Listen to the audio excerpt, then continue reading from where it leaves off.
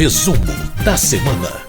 Da semana a gente fecha com um resumo do que aconteceu, especialmente no plenário, a instância máxima de votações da Câmara dos Deputados. E quem vai conversar com a gente sobre as principais votações e discussões do plenário da Câmara nesta semana é a jornalista Ana Raquel Macedo, editora-chefe da Rádio Câmara. Oi, Ana, tudo bem? Tudo bom, Márcio Aquiles Sardi? Tudo para quem acompanha a gente também nesse resumo. Muito bem, pois é. E esse resumo tem poucas coisas nesta semana, mas coisas que demandaram bastante discussão e também bastante importantes para a condução econômica. O primeiro deles, né, Ana, tem muito a ver com uma tentativa de geração de empregos, né, que é a recriação do Ministério do Trabalho e Previdência. Como é que foram essas discussões e a votação, Ana? Isso mesmo, Márcio. A gente tem, desde 28 de julho desse ano, a edição de uma medida provisória, a MP 1058, que ela justamente faz isso que você falou, ela recria o Ministério do Trabalho e Previdência. Portanto, o Ministério já está funcionando, a gente lembra, quem acompanha a gente nesse resumo, que quando o governo edita uma medida provisória, ela já tem vigência imediata. Claro que o texto dela depois precisa ser confirmado pelos deputados e pelos senadores, e foi justamente isso que a Câmara fez nessa semana.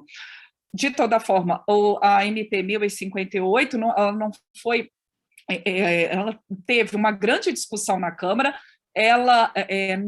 houve ali, né, Márcio, algumas críticas, inclusive dos parlamentares e do próprio relator, o deputado José Nelto, do Podemos de Goiás, da extinção do próprio Ministério do Trabalho. A gente recorda aqui um pouquinho quem acompanha a gente no resumo, que o governo, né, o presidente Jair Bolsonaro, quando assumiu ali em 2019, ele fez uma reestruturação ministerial e uma delas foi incorporar as funções do antigo Ministério do Trabalho ao Ministério da Economia. Mas depois de pouco mais ali de 2 anos com essa estrutura, houve uma reavaliação do governo e se recriou, então, por medida provisória, o Ministério do Trabalho e Previdência.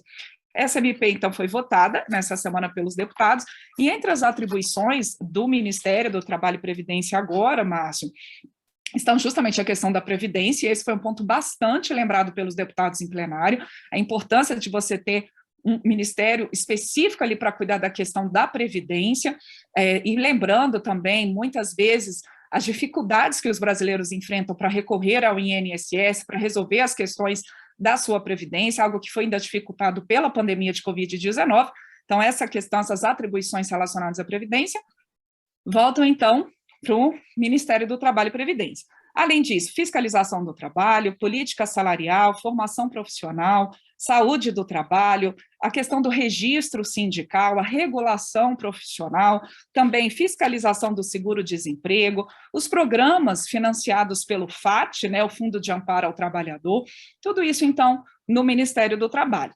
Agora, alguns deputados de oposição, além de falar da importância do Ministério do Trabalho, falaram também, Márcio, que essa recriação não traz ali de volta todas as atribuições do antigo Ministério do Trabalho, antes, portanto, do governo Bolsonaro. O deputado Vicentinho, por exemplo, do PT de São Paulo, ele comentou que questões como política de erradicação do trabalho escravo, cooperativismo, que ele ainda não via ali no Ministério, nesse novo Ministério do Trabalho, essas questões. Então, falou da importância de você ter uma política ali ainda mais integrada relacionada ao trabalho. De toda forma, esse MP foi aprovado pelos deputados e agora depende da análise dos senadores, lembrando que ela perde a validade no dia 29 de novembro, então o Senado tem aí pouco mais de uma semana para poder votar essa MP 1058. Que recria, né, como a gente falou, como a Ana Raquel falou, o Ministério do Trabalho e Previdência. Bom, outro assunto econômico de bastante debate também na Câmara dos Deputados foi a inclusão dos caminhoneiros autônomos como microempreendedores individuais até um certo limite, não é, Ana? Qual é esse limite e o que significa esse projeto aprovado? Pois é, Márcio, esse projeto de lei complementar, ele diz o seguinte, que os caminhoneiros autônomos, eles vão poder se enquadrar nessa categoria microempreendedor individual, que já existe, o MEI, né, como todo mundo conhece, com um limite maior, de até faturamento anual de até R$ 251 mil.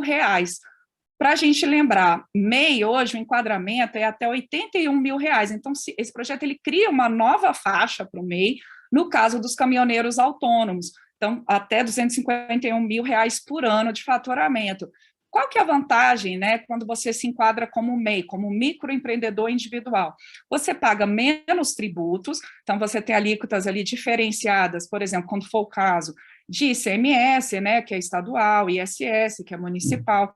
Você também paga menos contribuição para a Previdência, ela baixa de 20% para 12%, em cima ali do salário mínimo. Então, há uma série de vantagens e mais segurança para quem se enquadra aí nessa categoria.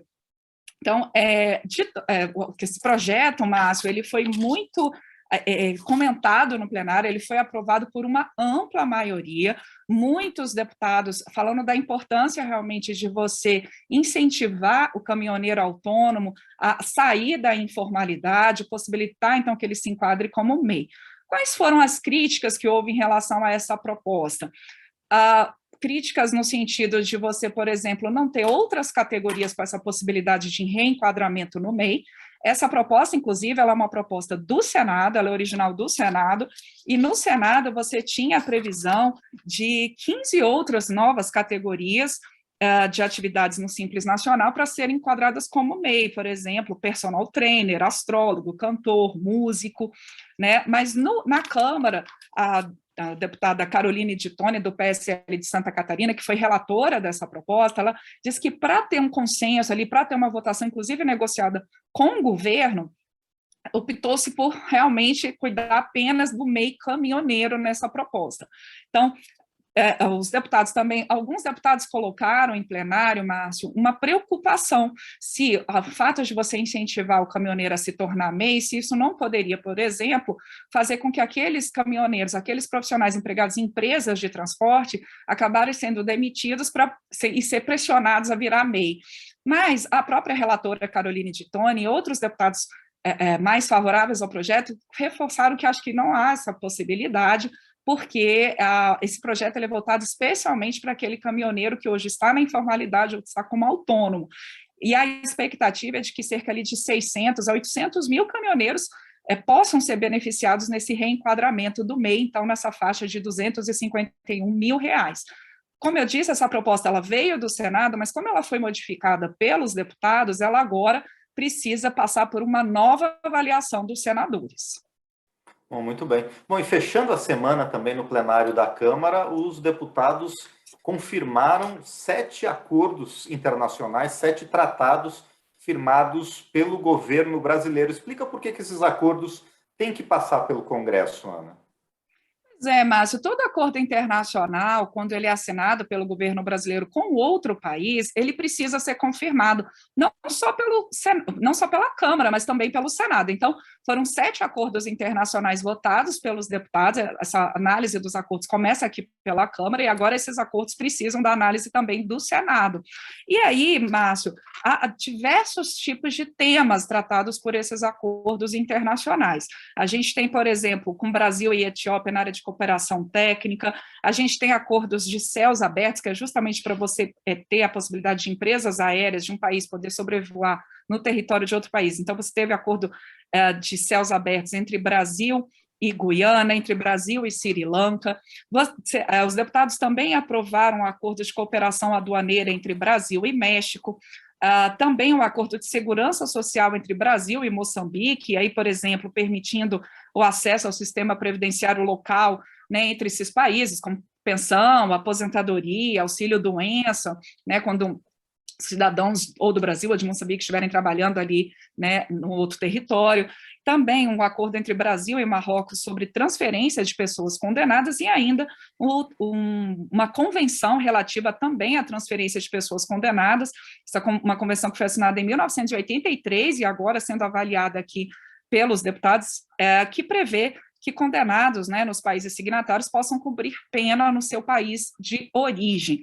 Esses acordos internacionais, normalmente, Márcio, são votados no plenário por consenso, né, em dias em que você já tem uma mobilização maior dos parlamentares, seja nas comissões ou já se encaminhando para os estados, né, normalmente às quintas-feiras, e foi isso que aconteceu.